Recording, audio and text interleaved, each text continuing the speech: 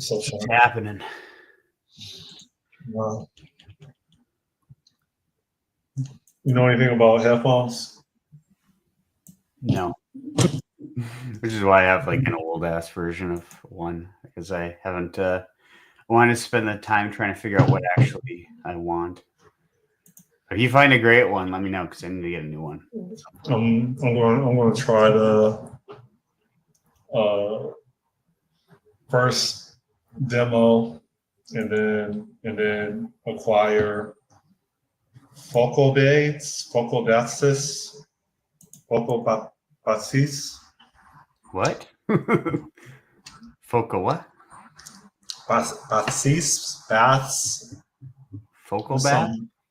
Some high-end headphones. Remember, I'm trying to do some sound engineering. I want to produce content and trailers and put myself in a position to help people with video content. So I'm trying to, all this stuff needs to be, and I plan on using DaVinci Resolve. So I'm trying to get the hardware and the equipment so I can actually be effective with my learning journey.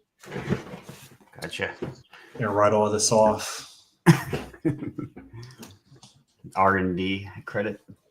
Man, I tallied up my receipts for everything that I've been buying up. It's over $20,000. Jeez Louise. That's a lot. Apparently somebody hasn't taken the you should have warned me. School of savings. No. I'm just kidding. Yeah, you should have warned me. Well, I mean, I think I'm almost set up now. Yeah. Did you get a high-end machine then? I got high-end everything, dude. I bought a MacBook Pro M4 Max yesterday. Oh yeah, 25,000, 26,000. I didn't include that one within my 20,000. Yeah, so I'm approaching $30,000 worth of hardware. Yikes, man! I can't imagine spending that. It's because you're married. Yeah. You have someone to answer to. True. It's not all my money. But I was talking to Odie. Have you ever talked to Odie at all? No, probably not, unless it's been in like a chat setting. Yeah, I was talking to him yesterday, and he was like, "Why are you doing this?" And he was like, there's simpler means of accomplishing what you believe you need to accomplish. And so he was trying to like talk me back into software development. And he's like, hey, AI is like taking over and blah, blah, blah, blah, blah. This is your opportunity, Scott, because you already have massive experience and you already have that drive. Like, I used to have the drive. So like, maybe you should consider concentrating your limited time and effort towards that versus all this stuff. It's helpful. It's a skill that's going to be cross functional. Hence this whole like content creation journey you're going down. But you already have massive experience, and it'll just be that much easier if you just channel that towards AI. And I was like, yeah, but I mean, dude, I don't think the pattern is going to change. I'm still competing with the entire country of India with them having AI. I can't compete against that. I can't, right? And then I was making an argument that at least with professional content creation, with emphasis on professional, I think there's more barrier to entry. You have to have a machine to process the audio and video that's high end, right? You have to have a whole bunch of lenses, again, with emphasis on professional or commercial grade to accomplish all this. And so like that leaves a lot of people from third world countries out because that's not really accessible. And this is an what's the word? Existential. This is existential for me, right? Is I need to get into a space or an area where I can help people and charge them for my effort, without there being a huge market. It's still a huge market, but at least locally, well, I guess Miami isn't the best place to compete in a local market. If I was in your town, I think I'd be in a better position to help people. But as I'm verbalizing this, I'm finding gaps in my logic. But it's done now, and all those spells, especially with the job market, maybe sending high-end videos of your skill set and how you can help these businesses.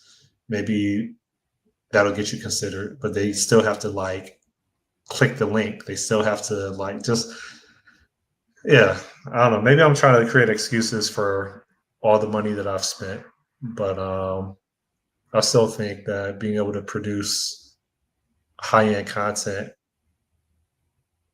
is it just puts you in a better position for everything.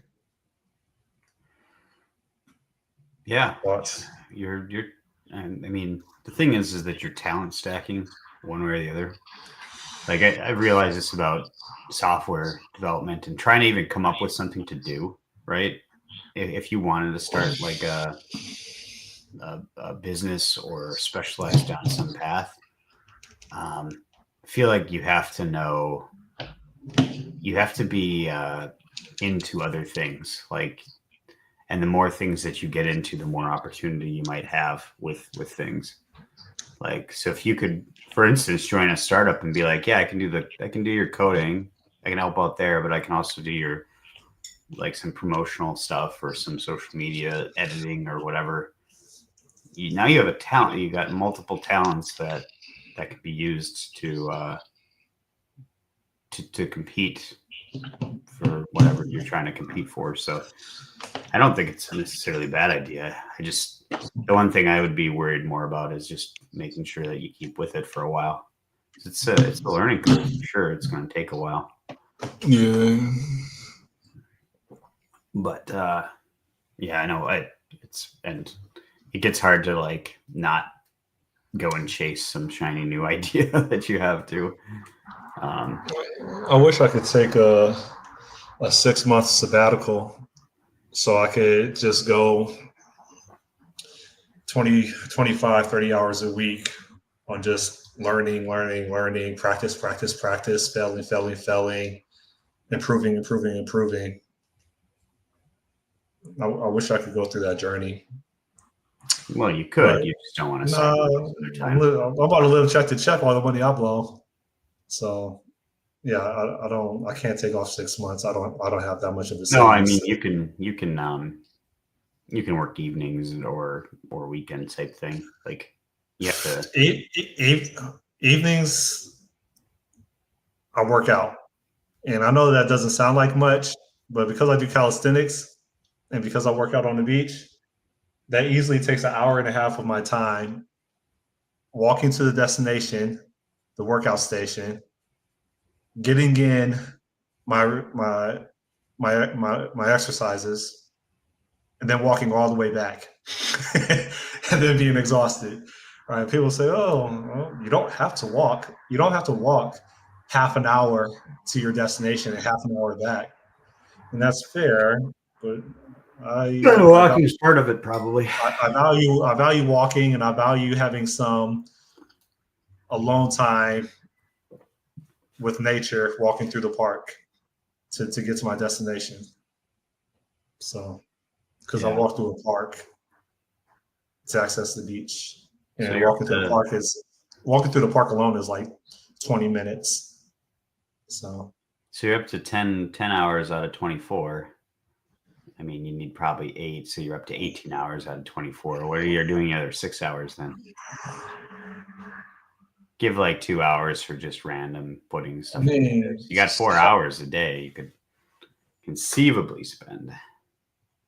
Well, people still want to get in contact with you. People still want to talk to you, see how you're doing. Yeah. And if you ignore them, then that can haunt you later during life events. Because I ignore people, man. People call me, I don't answer, and I don't even tell them I'm getting back to them. It's just 2 weeks later, I still never responded. They send me messages, I don't even open it. They send me voicemails, I don't even listen to it. So that reminds me, I met some Mormons. And they want to come over and talk to me. I'm dead serious. And I got to respond to them. That was on the 1st. Today's the 3rd. Yeah. So what you got to get? What do you have against Mormons? No, I don't have anything against Mormons. I don't have anything against anyone. I think. Yeah, I don't have anything against specific people. I never heard of a Black Mormon, but I want to know what they believe. I'm curious. I've heard rumors, but I mean, I want to hear what comes out the horse's mouth, or whatever that phrase is. What does that mean? Come out the horse's mouth, or did I just butcher that? No, you're right. That's an idiom. What is it? Where did it originate? Where did it stem from? Yeah, out the horse's mouth. Source, origin. The idiom straight out the horse's mouth refers to information that comes directly from the most knowledgeable and reliable source. Yeah, okay. Blah blah blah. But that's where did the horse come from? Potential origin: horse teeth. The most widely accepted theory is that from the horse's mouth refers to the idea that one can determine a horse's age by examining its teeth. To be sure of age, you'd have to look directly into the horse's mouth. There's also horse racing tips. Another theory suggests the phrase originated in horse racing circles. Tipsters would get their information directly from trainers or stable hands who are close to horses, making information straight from the horse's mouth in a figurative sense. That's what those say. Yeah. So yeah, I'll sit down with some Mormons, understand their belief. But they're not called Mormons anymore. What are they called? They're called Latter-day Saints, or that's too long. Mormons, two syllables. Their actual formal church name is the Church of Jesus Christ of Latter-day Saints. Yeah, and then maybe after I finish talking to some Mormons in my home, then maybe I'll figure out if there's any leftover Nation of Islam and chop it up with them. Which is Nation of Islam still a thing?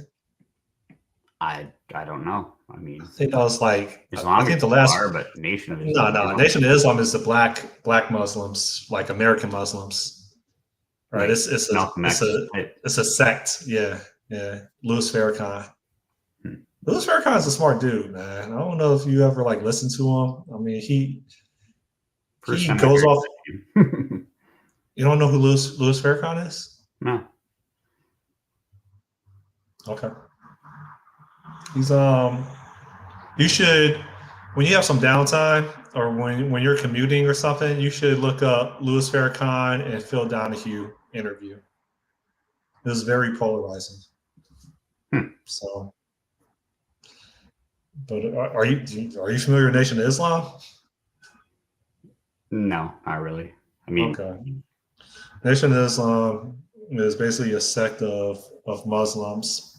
They're overwhelmingly, if not 100%, African American, and a huge premise, at least at the time, at least the visibility that I had of them, were that they were all about, is it Pan Americanism, meaning that for Black people, by Black people, and whatever the last part of that phrase is. And so, hey, what's up, Harrison or Mike? So they tend to,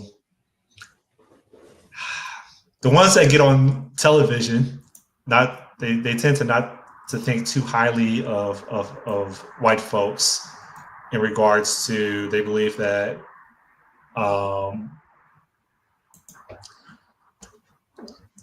they tend to believe, or the most polarizing ones tend to believe that white people are the very reason why African American culture is destructive, and they don't want white people to participate in leadership for Black communities, because they believe that when you do that, you're again using white people as a crutch instead of being able to stand up for yourself and do things for yourself. You always have a dependency on the white man, quote unquote.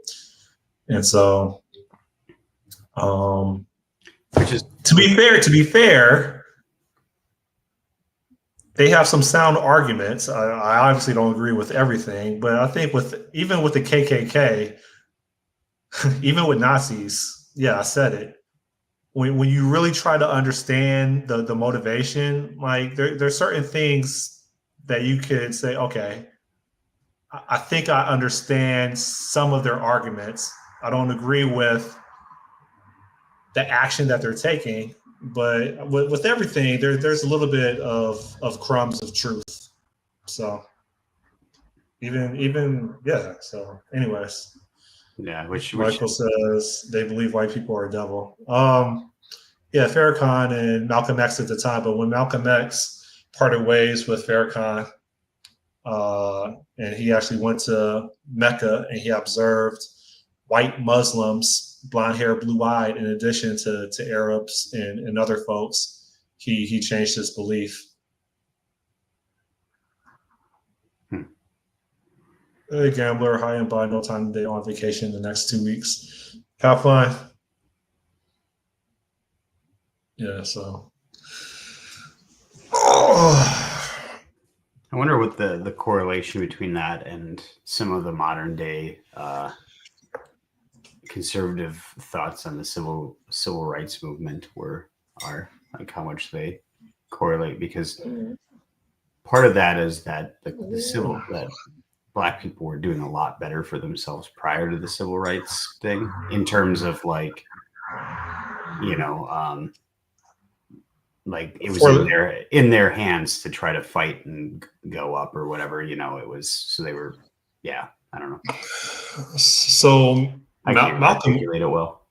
Malcolm X has a speech. It was called Ballads of, Malcolm X, Ballads of the Bullet. Yeah, Ballad of the Bullet. You should listen to it like when you get ready to go to bed or something.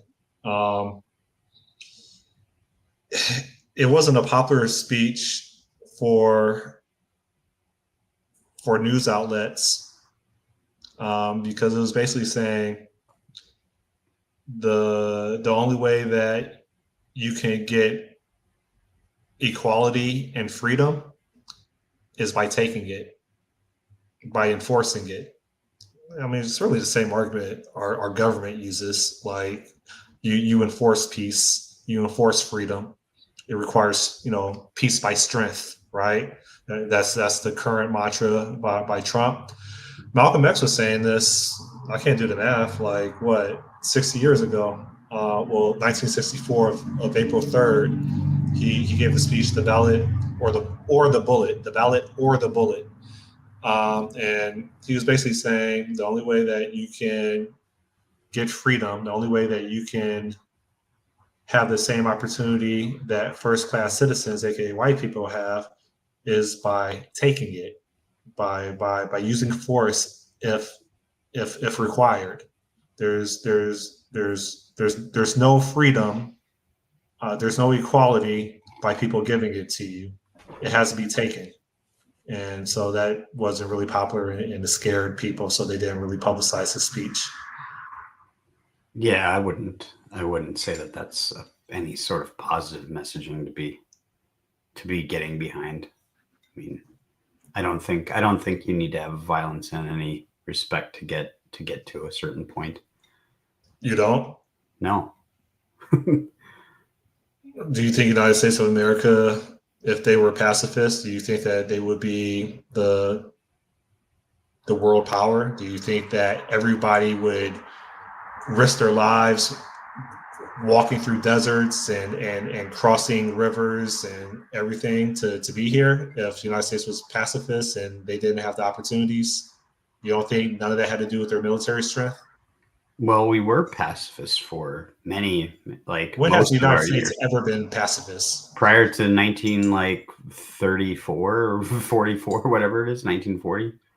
You mean prior? There was a Mexican-American War. There was the United States was going to war all the time. Well, yeah, and we were going They to war they against us too. they The no no Revolutionary no. War was a war for sure. Yeah, Yeah, the 1812 was being invaded. the Manifest Destiny, in which they declared war on the Apache as well as the Comanche tribes. Those were still wars. Those were still military campaigns.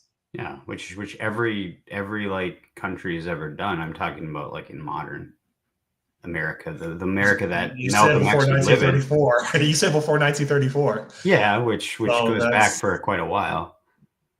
I think Civil War was probably the start of America's modern era. I mean, 1870 to 1934 is that 70-year difference? Like at what? How many generations is considered a modern window? Yeah, I don't know. It's a good question.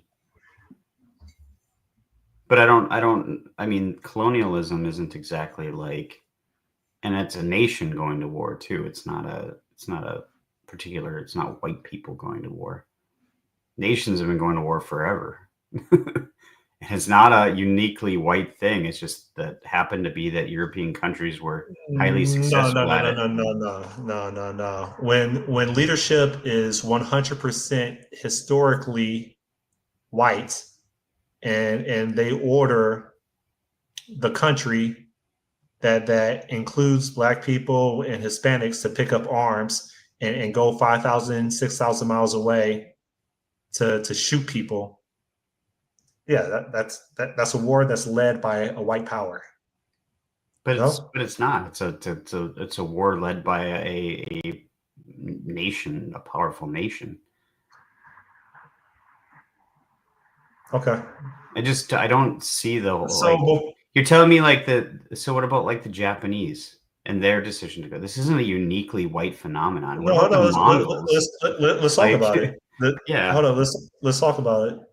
I was talking about the context was America yeah. and But I'm trying to and put it in the broader sense of that this isn't a white thing. It's a uniquely it's a thing of people that when we come together, we build nations, and then if those people let, want to keep let, building or they want to take over something, they go to no, war. let's rewind. The original context, and maybe I'm butchering it, was you said, or I thought you said that violence isn't necessary when you want to have freedom and opportunity. And I said, no, past history has established that it's absolutely necessary. Because, and then I posed the question, would the United States of America be a world power? Would it be the quote unquote number one country in the world that people risk their lives coming to? If United States didn't use its military to enforce what it wanted, right? And I think the answer is no, right? The reason why, I mean, the whole reason why the United States has influence almost everywhere in the world is because of its military strength. Yeah, because The, of World War II. uh, It was all because of World War so, II. so in World War II, the United States established bases in Afghanistan. They established bases in No. World War II Southeast Asia. established just as that. The rest of it's all just expansion from there. The Okay. seed was in World War II. Prior to World War II, we were isolationists for the most part. The founders never wanted us engaged in foreign occupied wars or whatever. The we weren't really a colonial power up until about then. Did the United States go to war with? Did the United States try to expand its territory into Canada and got beat back? Probably. Yeah. But that's no different than any other like country in the world expanding against its neighbors and stuff. It's not exactly the same thing as being like expanding around the world. But you're saying like, okay, you're on the opposite side. You need to defend yourself against that kind of a role. Well, if you don't, human nature is people that look different, that have least in common with you, and there's limited resources. They're just going to take it from you. That's by default. We're still that's every country then. It's just about the only difference between any country of any people is how effective they are at their military. Then it's not like a uniquely white phenomenon. It's just leadership of any country does this. I just don't understand. Yeah, I think we're mixing. So all right, let's go back. I think the term is Pan-Africanism, where it's for Black people, by Black people. I keep forgetting what the third one is. Blah blah Black people. All right, and the argument was in order to establish equality and opportunity, you can't have a dependency on white people to provide it for you. Okay, you have to rely and you have to invest in Black leadership if you want Black opportunities. Yeah. Is that fair? I said, I think if you take that and take out the white people are the devil talk, like that's the position of like American conservatism today. Is that the Black community needs to fix. You're right. I agree with you. I agree with you. I agree with you. It's the Democrats that's like, no. We want them to depend. We want them to be relying on us and stuff. And as soon as you take away that, necessity becomes the mother of invention, and you get massive renaissance within that community. It's just the way it is. Yeah. If you stop supporting like the idea of single mother homes and that whole thing, people have to step up, because nobody wants to leave their kids that could be their kid on the street, I mean, some do, but that's probably a super minority of an already minority. Oh no, it's an exhausting discussion that still has not come to like a conclusion. Like, yeah, always ask a question. Why are Jews so superior and Blacks aren't? And they were both ostracized. They were both persecuted. Why does Black culture continue to have excuses and have a crush on past history for why they're not doing better than what they are? Yet Jews, I don't know if it was a third of them that were wiped out, but they're just dominant. They take over, and their culture is just more conducive to success. And I mean, I think I know the answer is Jews. I think one is I think Jews tend to be sponsored more, but two is their culture is like they're just very tightly knit. They organize amongst each other to conduct business and accomplish objectives. In Black culture, it's everyone's for themselves. We rarely organize, right? You could be in a Black part of town. You remember the bookstores like Borders and I forgot the other one, Barnes and Noble. Barnes and Noble. You could be in the Black side of town, predominantly Black, go into a bookstore and it's all white people. That's one of the reasons why Black culture is so effed up. Right? They don't read books, man. So yeah. Yeah, I don't know. I mean, I feel like if it was a like anything to do with some unique feature of white people, that Asians would be like a big problem or something like that. But they're not. Like I don't know why there's this unique relationship between, you know, African Americans, specifically not Africans, and white people, and believing that they're like there's like this great animosity. Because it's I don't see that. There's like onesie twosie real racist people here and there, but that's a super minority of white people. You know, especially nowadays. So I don't know. You believe that? Yeah. I don't see it, and I don't know. Maybe if I'm not around. Do you think I'm racist? What? No. I'm racist. No, you're not. I am. I don't think you are, though. No. So what's the definition of racism? To me, like racism is about hating someone for pretty much absolutely no reason, or just because I'm not confident that that's the definition. I think. Okay, so we're and it's gonna look it up. lost a lot of its value because it's just become a pejorative that people throw on people if they want to dismiss them. So I don't think racism is. I don't think the definition of racism is related to the hatred of others. Or the superiority of your own race. That's the part that I was going to say. I think it's closer to superiority complex of your skin color. So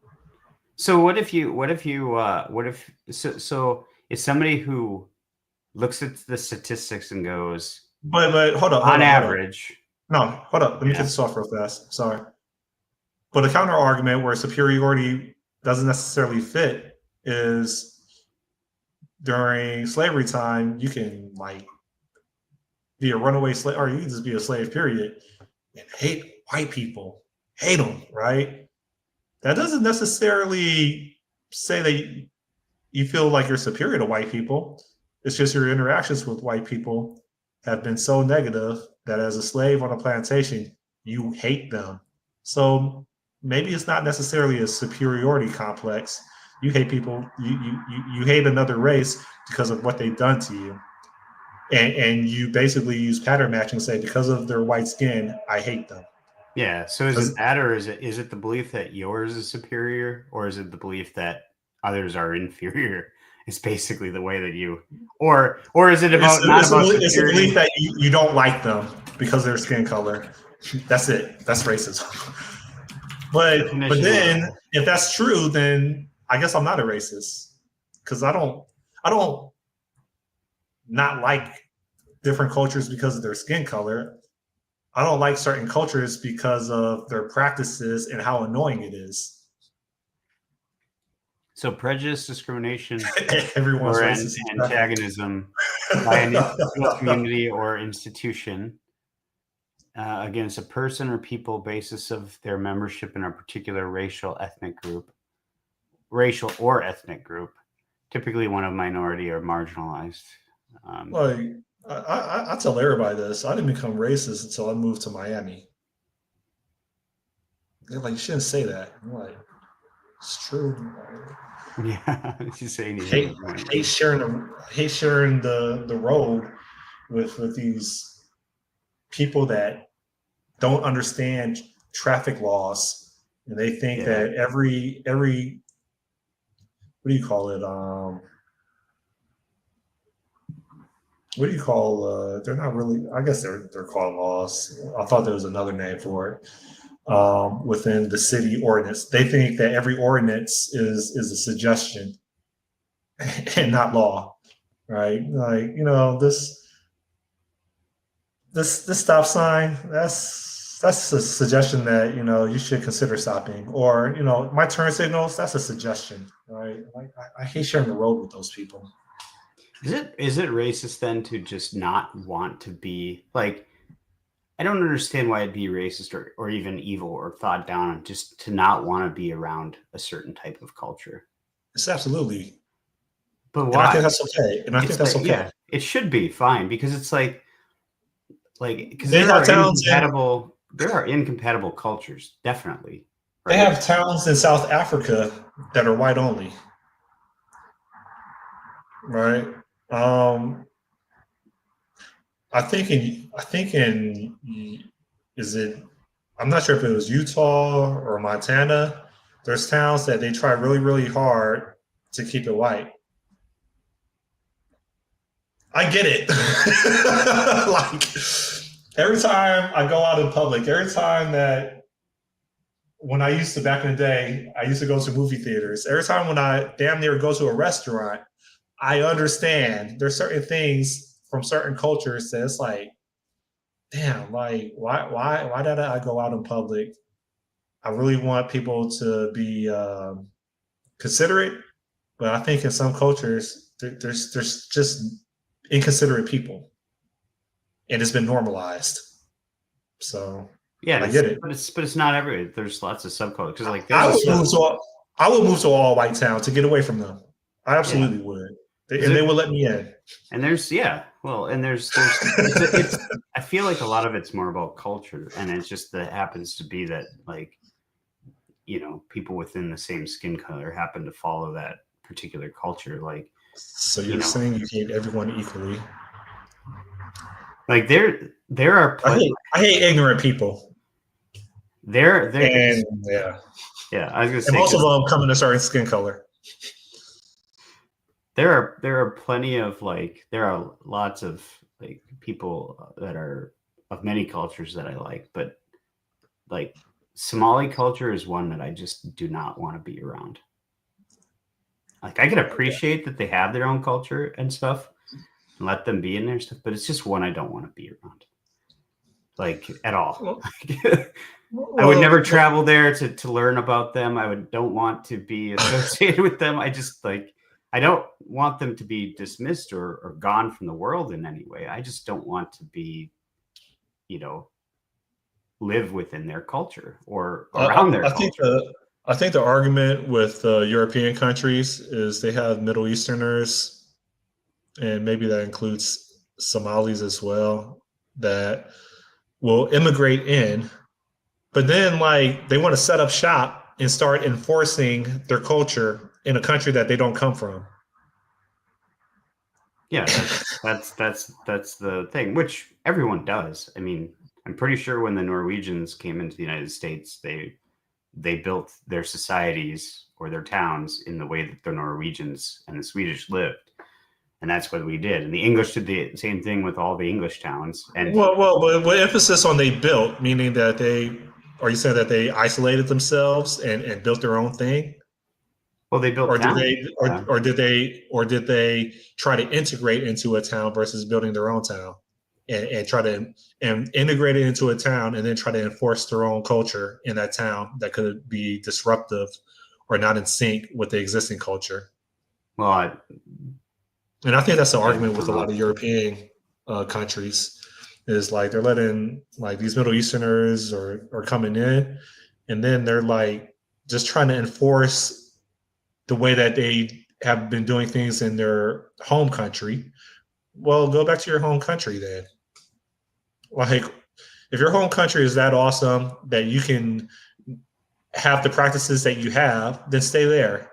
Why are you over here trying to change things for you? No, no. If you really like to do things your way, then you go back to your home. And I think that's the argument. Yeah, probably. So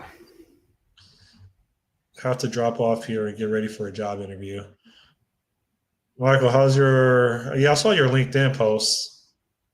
But I also saw like you posted that you had just joined an organization. It sounded like it was like maybe like 4 months ago. What happened? I'm not sure if you're still here, but I think I has had a to hop session with off. him. What's that? I think he said he had to hop off. Yeah. At least we got a job interview. Is it that? Is it that bad? Like, I don't know. I got a couple phone calls this week from recruiters, which has been a while since recruiters have called me. mm-hmm. And so I think it's maybe easing up a little bit, but yeah, it's bad, dude. Yeah, I always thought it was the entry levels that were getting hammered, while the seniors were pretty. The market was still okay. Well, you can interpret that in two ways.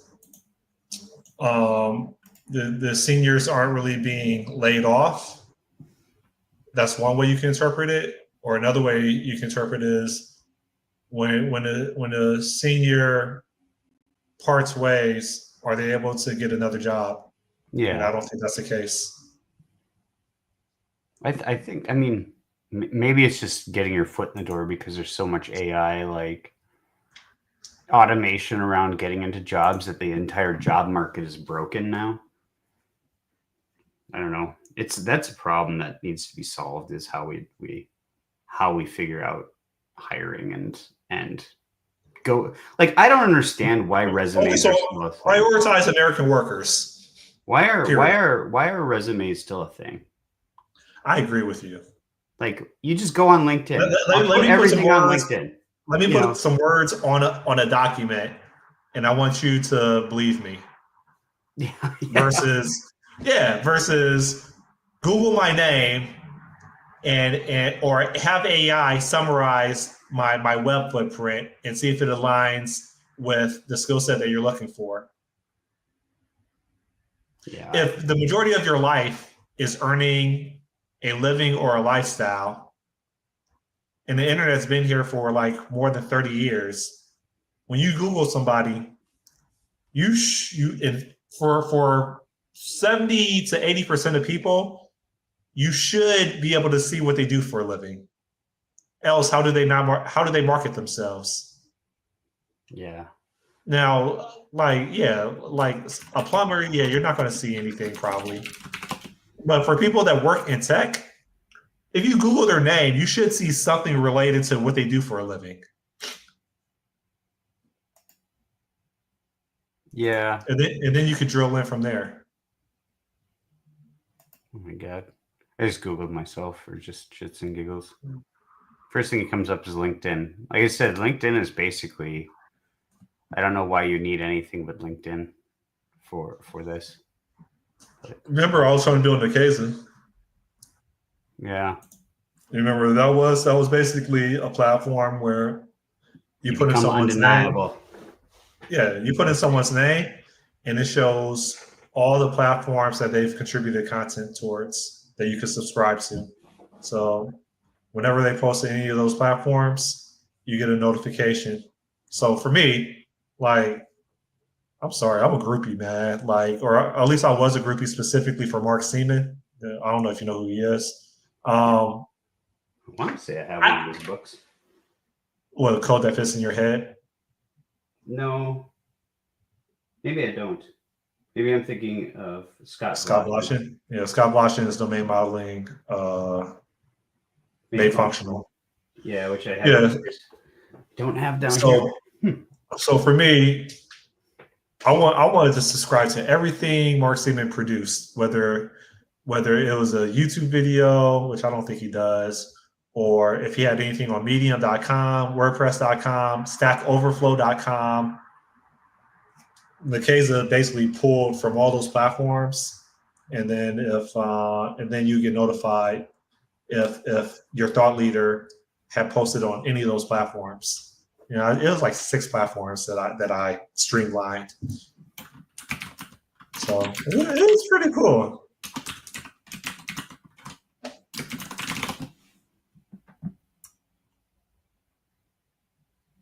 But yeah, oh yeah, the reason I mentioned that is because I thought that a platform like that should replace the resume. Yeah, I mean, I suppose as long as you need to like, If you want to figure out someone's experience before AI, surely they ask questions on Stack Overflow, and you could figure out what space they're working in. yeah, but But I don't, I don't know. I don't That think Stack Overflow disqualifies a would lot be of people who are really good that just spend their time being really good and not going online and telling people about it. Who's really good that doesn't ask questions on Stack Overflow? Uh, Plenty of people probably do. No. The really good ones do. No, just kidding.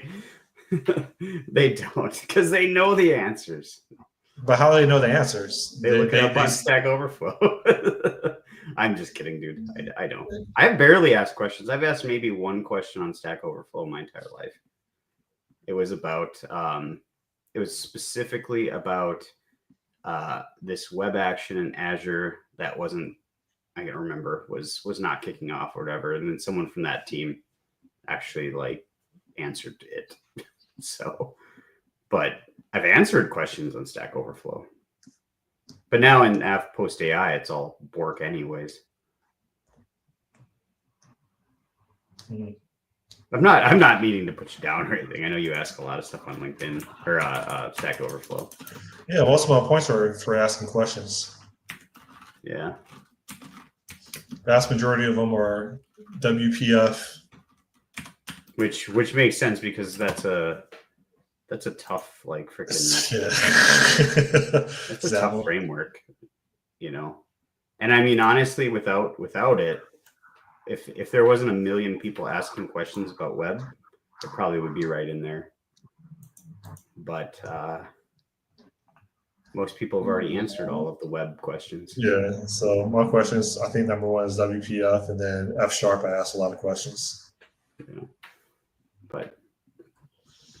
But anyways, yeah. I mean, but the thing is too that depends on what kind of like software you're writing and what's the it's probably what's the maturity of the language and the stuff.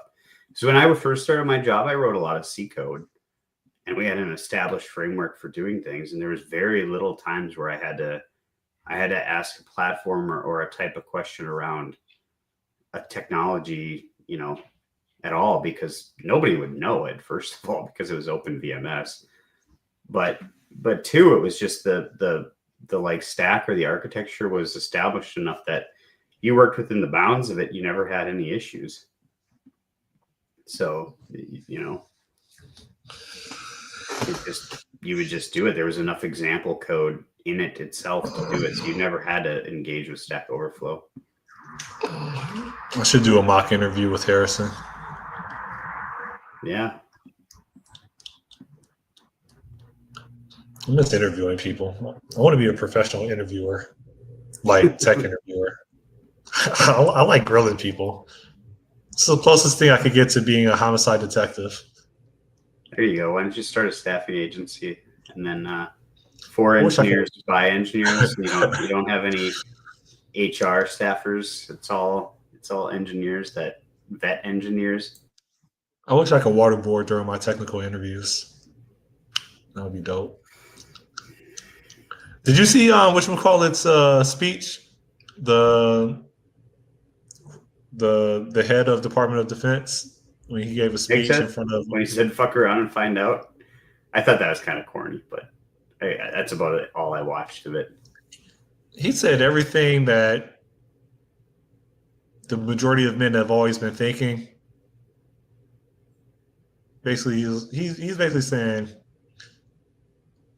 "Hey, if you're fat, we don't want you in our military." Like, I mean, he was using real words to describe real people. He was saying, "Hey, you don't belong in the military just because you're a woman. Like, you need to be able to carry your load. That's a standard that men have to hold themselves to, and we're not going to drop that standard because you have a vagina." mean, he didn't say that word, but Yeah. But I mean, to me, almost everything he said, if not everything he said, was common sense. But it would be blasphemy, during the Biden administration, even the Trump, even the Obama administration. And he just used common sense, like he used a common sense speech that any lesser person like myself that doesn't have that status would have been ridiculed and canceled. He basically gave a speech that almost every single line he said was a nominee for cancel culture. Like, good. I don't know. It was the best speech ever. Yeah, I'll have to go back and listen to the full thing. I thought the FAFO part was kind of cheesy or corny, and I knew that there was. I knew he talked about about those topics, but yeah. He basically advocated for what's the word I'm looking for? Basically bringing back hazing to enforce standards. Bring back what? Hazing. Oh, hazing. Like fraternities would haze somebody. Yeah. To put them through the barriers for them to demonstrate that how bad they really wanted to be a part of an organization. Yeah. Yeah. Makes sense. Well,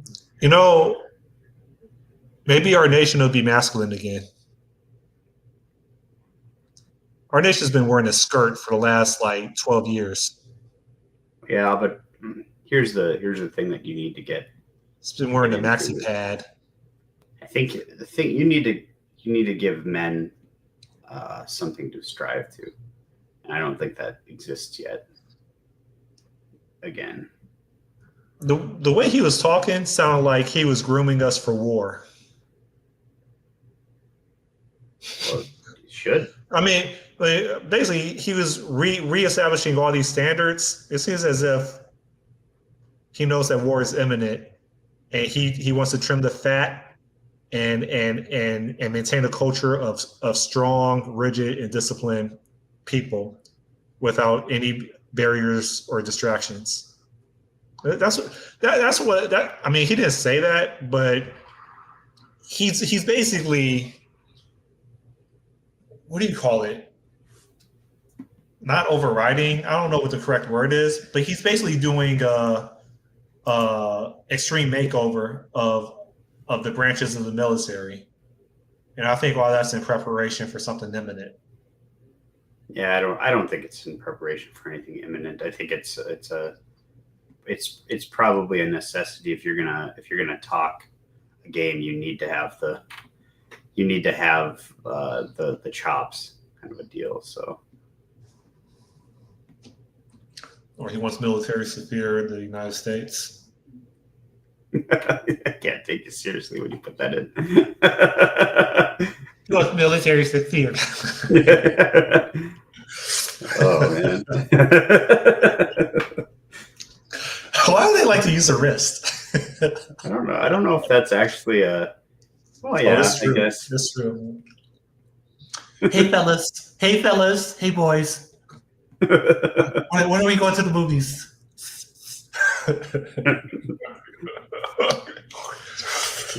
Yeah. This session is going to get flagged again. Have you gotten flags? Yes. Yes. Not about music. Not about music. Not about music. I got flagged, and then the email says someone complained that my content was inappropriate, but it didn't tell me what it was. But did you get the video, or was it just your content's inappropriate? No, they didn't tell me anything. They just said your content was inappropriate, but they didn't provide details, right? I'm still laughing about several months ago when I was venting and I was like, right. Oh, I was thinking of details. And then I had to delete the video. Oh God. It was ridiculous. Yeah, Now you have to say like self-delete. You have to say grape. You have to say corn. Corn. Yeah. Like, it's dumb. Yeah. Dumb. Yeah, it's pretty dumb. This nation just wear tampons all day. Dumb. This is what happens when you feminize a government. I'm done. Oh, how do we kill the next 10 minutes? I don't know. Oh, shoot. This thing's heavy, man.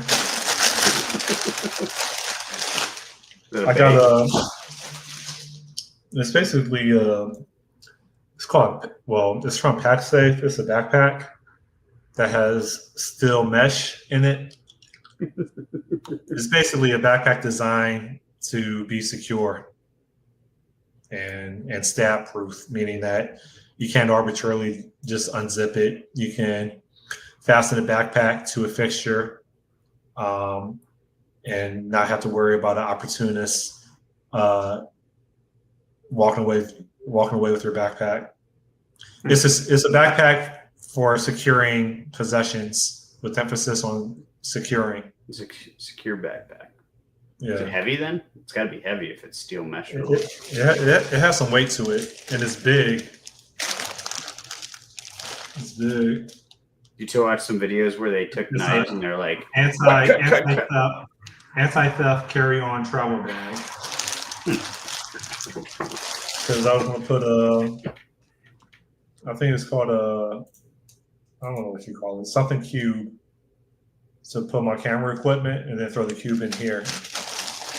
Because that's the biggest thing I'm paranoid about is traveling with my camera equipment, meaning I'm traveling with like $12,000 inside of a bag, and easily being distracted and losing track of it, or someone walking off with it while I'm trying to figure out something else.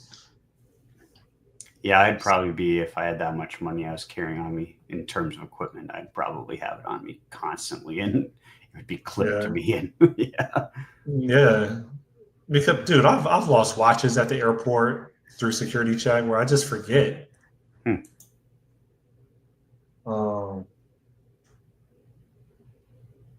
Hopefully not one of your expensive watches. I got no. I mean, I don't have any expensive watches. Well, I thought you did have an expensive, like.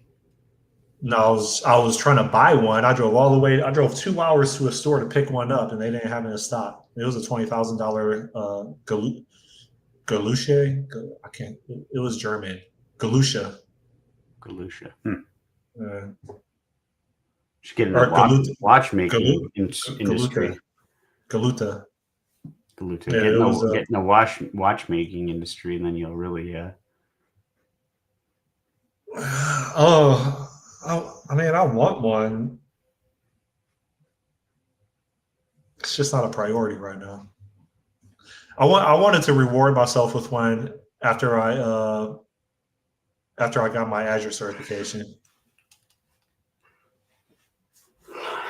Now I have to wait for another life-altering event. Yes, the Azure certification was for me a life-altering event, because now people couldn't deny that I got certified by Microsoft to do cloud. I'm I'm very big on doing things that people can't deny that you did, Title. And to me, well, it's more than a title. It's something that is a barrier to entry that you were able to knock off that the majority of people can't actually get it done because they lose interest or something else happens.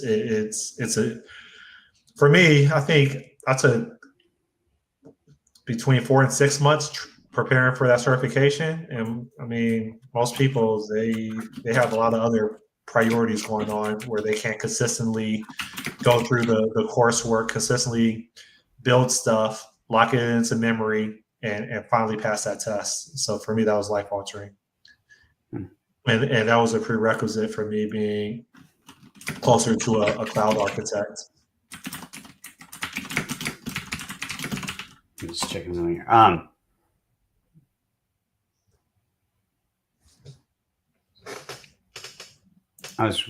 don't know. I said title because it's. I was reading or listening to this book called Finite and Infinite Games. It's very much a philosophy, like almost an existential philosophy book, and it talks about the structure of finite games and what the purpose of like a title is and why we get titles and what the game was and stuff. And so you entered a game that not many people go into, and you've earned the title. And so the title has been bestowed, and now it's, like you said, undeniable. But yeah, I don't know. How's your running? Oh, it's going all right. I have got a week. I got my 26K in a week from tomorrow. How long were you broken up after your half marathon? Like 2 days? No, well, I mean, I could run again. I ran that week, but I felt like I'm trying an approach where I do less now. I did sign up actually for a full marathon again, so third time, maybe the last time. We'll see. Actually, it was interesting. I just did it on the night. October 1st is when it opened.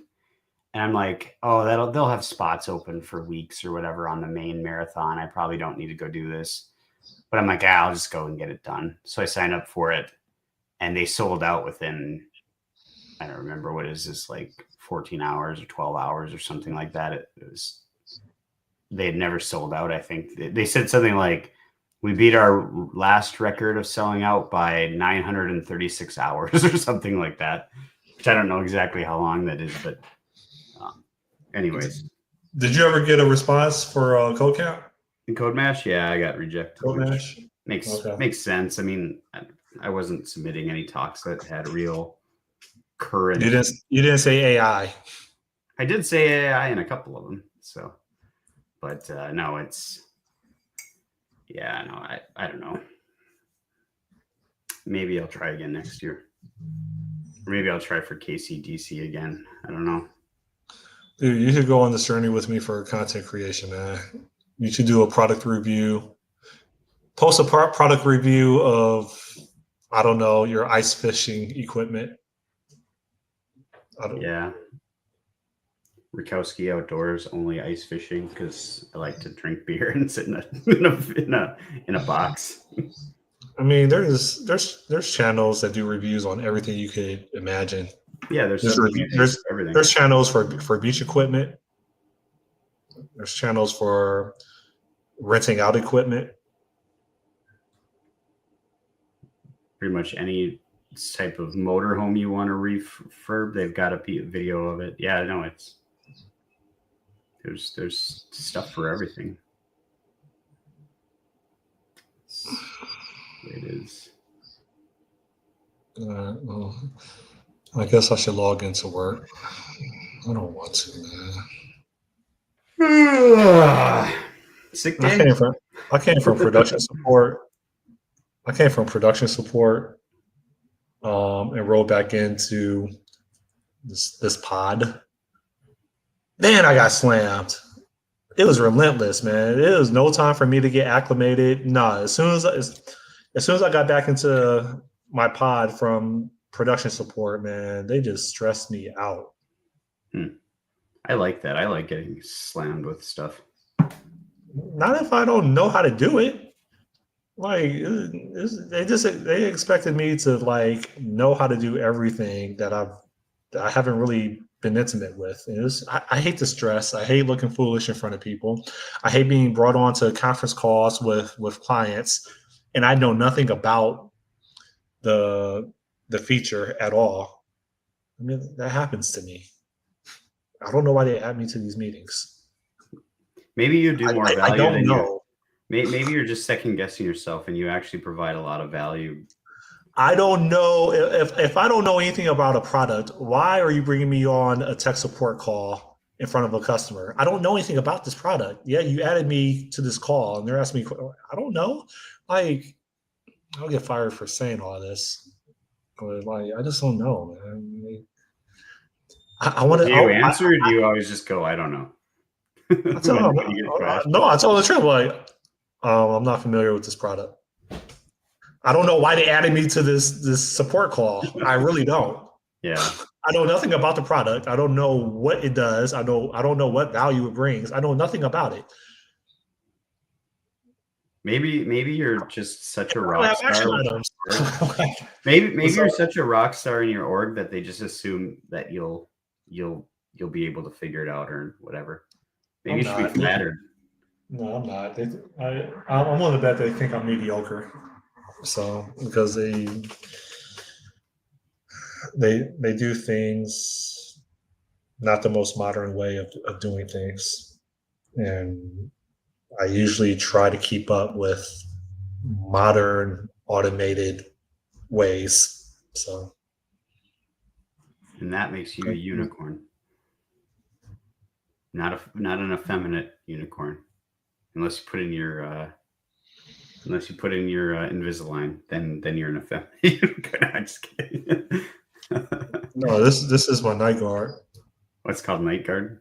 Oh, is it just a? It's not sport grinding to prevent teeth grinding or teeth grinding. Yeah, I couldn't. I tried to put one of those in that one night. Man, I tried for a couple nights.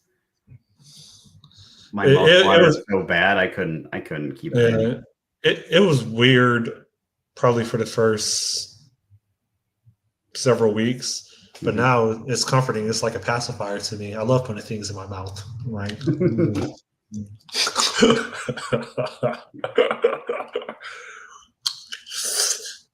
I can't believe we never met in person before. Thank God it's Friday, man. I haven't run my motorcycle in like 6 days. I'm so stressed. Yeah, I'm about to pick up some $1,500 headphones, Sean, and then I promise I'm done spending money for at least until next paycheck. Until you find the next thing. Yeah. You're gonna buy a giant green screen so you can do you can put backgrounds in, and then you're gonna learn animation. No, real talk. And I think you're probably going to do it too. I have a hunch you will. I restrained myself yesterday from buying a whole bunch of smart lights, meaning that they can change color schemes depending on the theme that you want. So, like for example, if you want to watch a movie, you could put it in like you can set them to like maybe dark blue or whatever, or for a theater thing, you can set it to like violet lights for if you want to record like a YouTube video and have the background lighting. I restrained myself from because like just for like 3 lights, it's I think it was like 100 and no, I think it was like 85. No, yeah, I think it was like $112 for 3 lights. And I have 1, 2, 3, 4, 5, 6, 7, 8, 9. 9 lights. I guess I don't have to do all 9, but I restrained myself from buying even one. But I'm fairly confident that maybe within like 2 months I'll swap out my lighting arrangement so I have more control over the colors and the brightness through a mobile app. Yeah, I don't know if I would buy. I mean, I've tried to buy like lights to make it just brighter where I'm sitting. Right. But... Yeah, imagine. I'm not sure. Like, I don't know how a smart home works. Like right now, the lights are hardwired to a switch, right? You flip the switch up and down on the wall, and the lights come on. I'm not sure if you get like smart lights and you get a mobile app on your phone, if like you meet a chick at the bar, she's coming back to your crib, and while you're in the parking garage, you can launch the app and then turn on your lighting profile for a dim mood. I don't know. Pretty sure you can do that. That's home automation. That's. But you don't have to get yourself rewired. Your lighting, like how is it? Well, it's their Wi-Fi. Their individual bulbs connected to Wi-Fi, right? Yeah, so but aren't they also hardwired to a wire in an outlet? Well, I guess if you're, yeah. Well, I guess the thing is can you turn them off? can you turn them off independently of having the Yeah, that's what I'm switch asking. on? Can you turn them on and off versus they're on and you're just adjusting through your Well, phone? think of a dimmer. I want to be able to turn it on and off. Dimmer? No.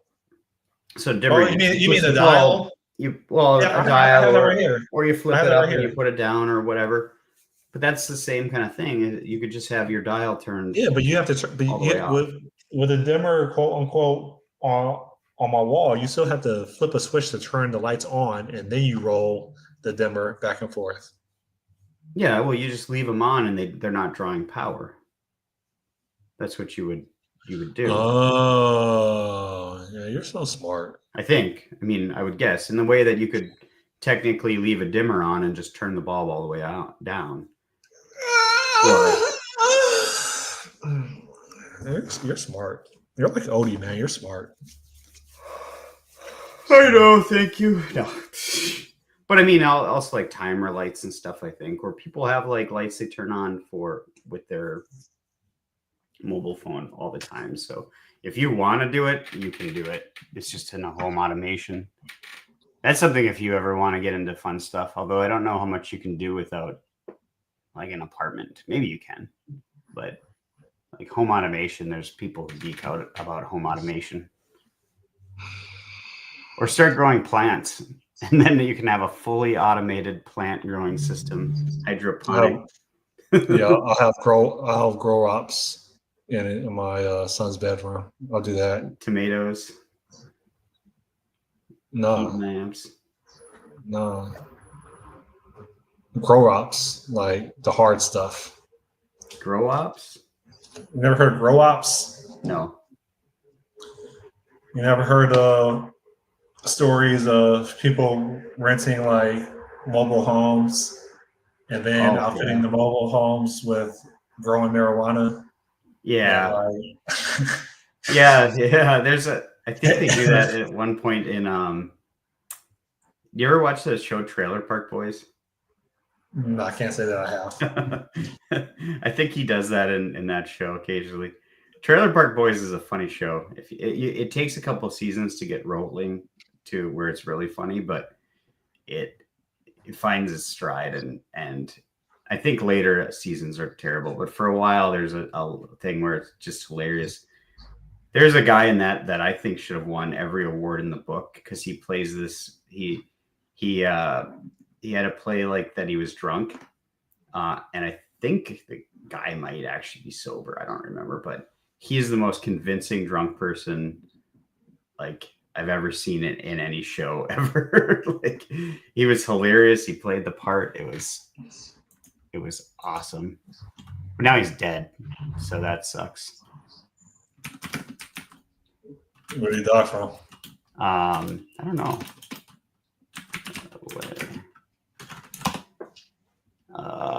His name was, what was his name? His name is Jim Leahy. John Dunsworth was his name. And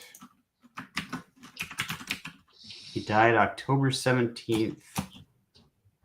Undisclosed illness. He was a candidate for New Democratic Party in Nova Scotia in 1988. Hold on a second.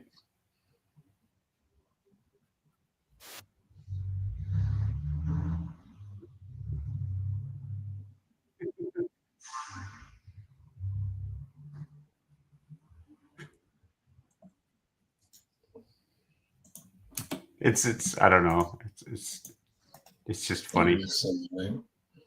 Yeah. My name is Scott. All I do is hit the block. Oh, he looks familiar.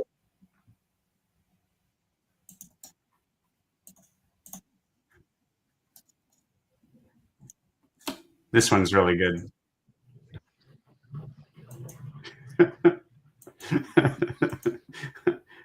Watch the second one I gave you. That one's a better one of this guy's acting prowess and the way the show is.